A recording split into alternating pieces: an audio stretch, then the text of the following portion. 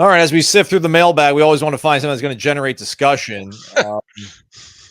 Usually, I'm not one to take pandering, but this person asked kindly. So let's go ahead and fire up that generator and let's fire up the cameras.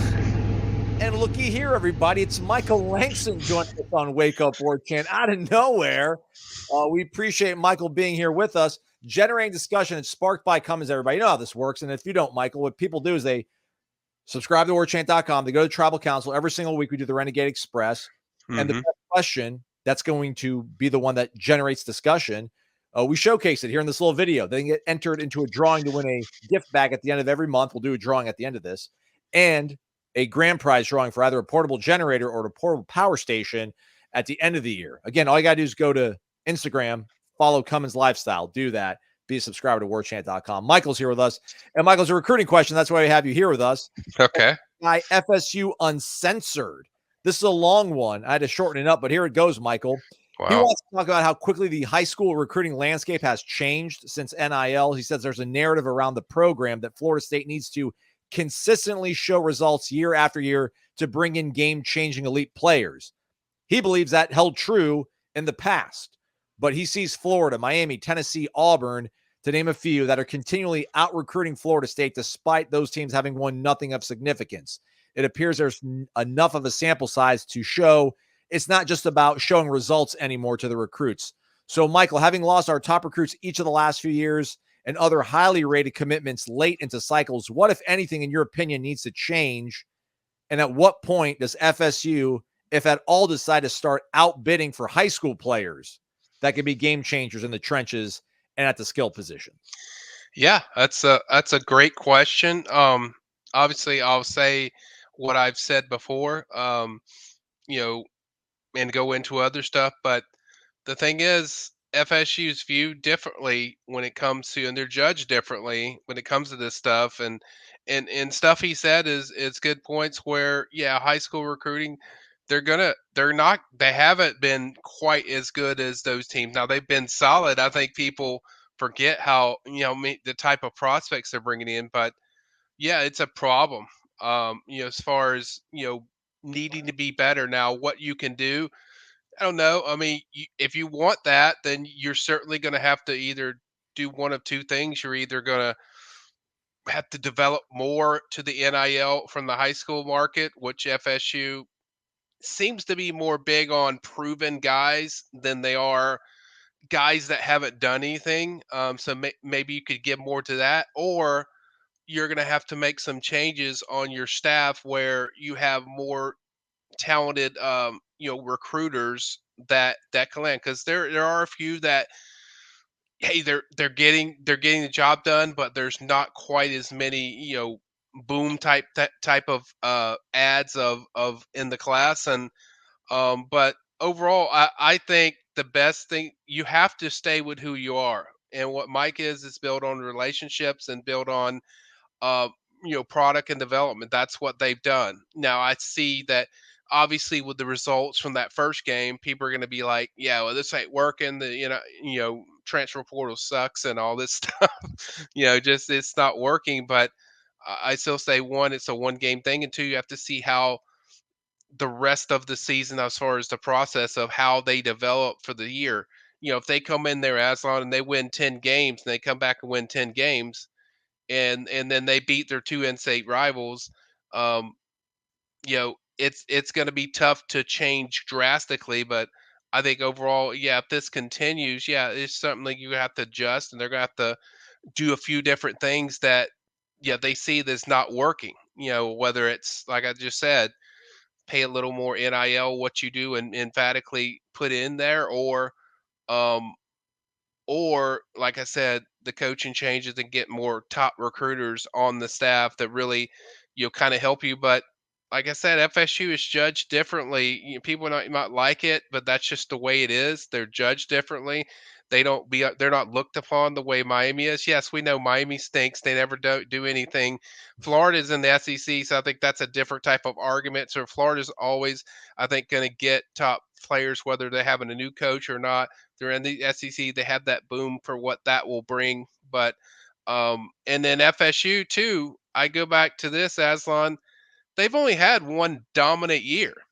So you have to be consistent, and recruits want to see consistency from a 5, 6 year pattern. And we're in there. Yeah, it's great what Mike's done, but we're still in a.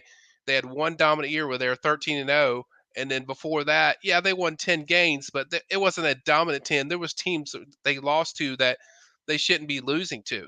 If you're a great program, and those teams like Ohio State and Georgia, and those teams he mentioned, they're consistently good every year. Yeah, you can compare. You have certain exemptions like Miami or Florida, but I just mentioned Florida, but Miami's staff too is very centrally located in state, so they're going to recruit better. They have better ties with the people, so your product matters. To what they've done, and it's been successful. But this year we're finding out that hey, it's not working so well, for at least in a small sample. So really, those two things I would potentially change if you want to shift in that, and then two, um, you just have to realize it's a process to what FSU's doing, where it.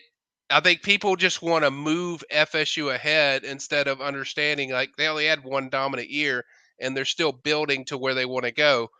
But yeah, those are the two things I'd put out there. I get it, but it goes back to the fact that Florida hasn't had a dominant year since I don't know Steve Spurrier was there. Yep. Um, you know, I get it, Urban Meyer. Same Yeah. thing with Tennessee and Auburn. Yep. So it's like, I just don't know.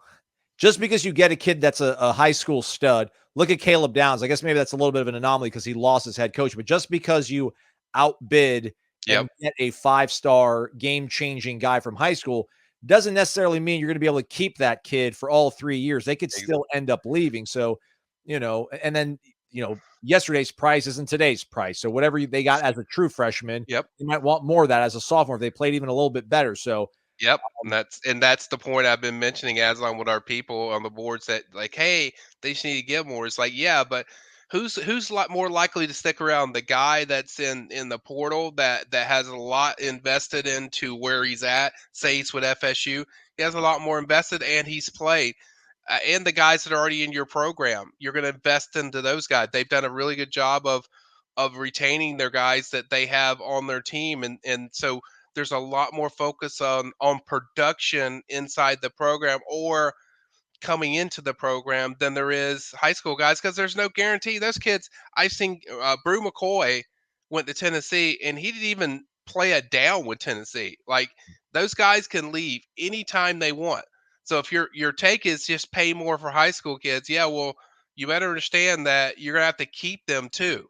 So if you put that dedication to that, that can hurt. And then the other thing is, I think FSU's seen where, remember the Keldrick Falk recruitment that FSU was leading forever. Hugh Freeze all of a sudden gets the job. So in a week and a half, FSU lost Keldrick Falk in a week and a half. In a week and a half, after putting 3 years into that recruitment, they got hosed and they didn't get the kid. And then so that's the other dynamic that I think people forget about. That oh, just get him and just have top 5 class for FSU and lights and everything's fine. It's like, no, it's about retaining and about what you're actually going to have on the roster. That's why I always tell people, to me, it's about what the roster looks like. It's what the roster makeup is. When I look at FSU, that's why I sense success off of is what does your roster look like? Because at the end of the day, that's what we want to see is, what is the roster going to be? And can you keep these guys of whoever you get? And I think that's the dynamic you throw in. That's why I gave the two scenarios of things that you could do to maybe help it. But I think Mike is really big on continuity and really big on what they preach and what they sell and what they pitch and what the program is. They've not paid a lot, gone out of the way and just paid a lot. If a kid's NIL centric, they haven't gone out there and said, okay, we're going to just pay you. Like there's a level to the way they do NIL compared to everyone else. Yeah, I do wonder also, listen, I mean, it's a payroll to a certain extent. It's not, I know some of you guys are donating to Battle's End, but there's obviously somebody that's kind of, bearing the brunt of all this. And, Yes.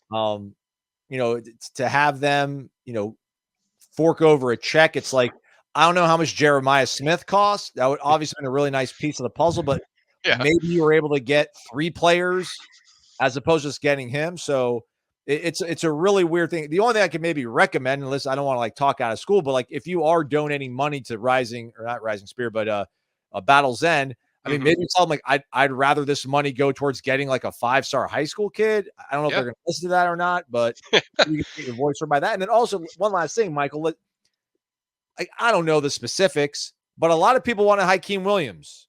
Yep. A&M wanted Hakeem Williams. A lot of other teams wanted Hakeem Williams, and Florida State won that one.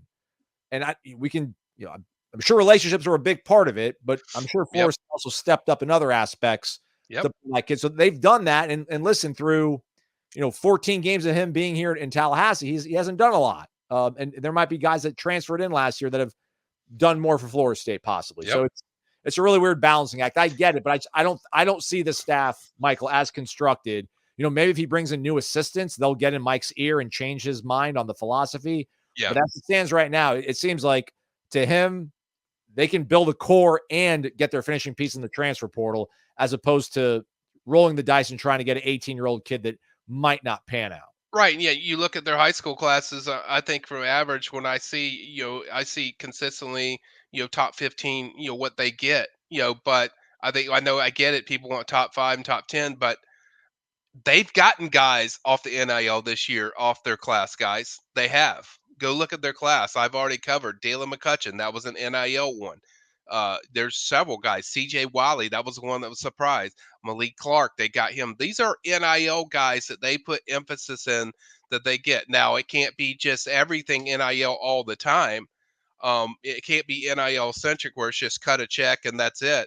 I just don't think Mike's going to go for that and do that. I think he's going to stick with his own philosophies of what they believe in, what their core of their team is. And what their core of their team is built on is development, work ethic, and all these things. And two, you have to have a plan with NIL. It isn't just, hey, pay me and give me your money. It's like there has to be a plan of what you plan on doing with the NIL part. That's have to be where you're giving to somebody, but there has to be a plan. So that's the way Mike's done it.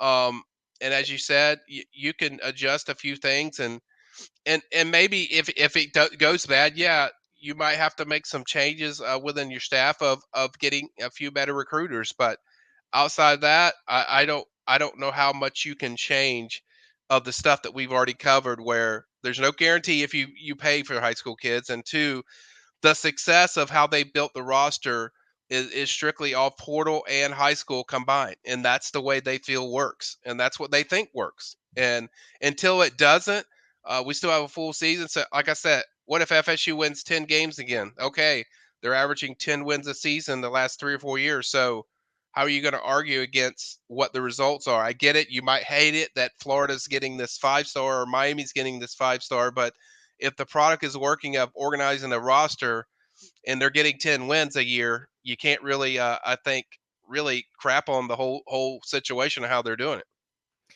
All right, on the way out, let's give away some free stuff. Yeah. Courtesy of our great friends over at Cummins. Be a member of warchant.com. Submit a question each single week on the Renegade Express and be the winner, generating discussion, and you get featured on the show, and then you get entered into the drawing. August was a little bit of a choppy month, as you can see. We only got 2 people here, Michael. It's going to either be Southernmost Seminole or Nick Knowles 97. We spin the wheel. Yeah. The winner is going to be the red team. Oh, Nick Knowles. Congratulations. Nick Knowles 97. We'll get your mailing address, your real name, as well as your shirt size preference, and we'll mail you out a free gift bag, courtesy of our great friends over at Cummins. Cummins Lifestyle. Follow them on Instagram, everybody. Michael, thanks for doing this, man. Appreciate the heck out of you. Anytime, bud. Your favorite football team doesn't stop pushing its limits on the climb to the top, and neither does a global power technology leader like Cummins. Cummins has released its new QG4000i generator and is taking it across the country to show America that whether it's turbo diesel engines or taking it easy in your RV, life is a little bit better with a touch of the Cummins lifestyle. The Own and Unplugged tour is crisscrossing the country, including a stop in South Bend, Indiana, home of Notre Dame, when the Fighting Irish host Florida State on November 9th. FSU will play like a champion. you come by and tailgate like one. Follow Cummins Lifestyle on Instagram for updates, and don't forget to get involved every week in generating discussion on Wake Up Warchant for your opportunity to win free Cummins swag and a chance at a portable generator or power station. Cummins Lifestyle on Instagram. Give it a follow.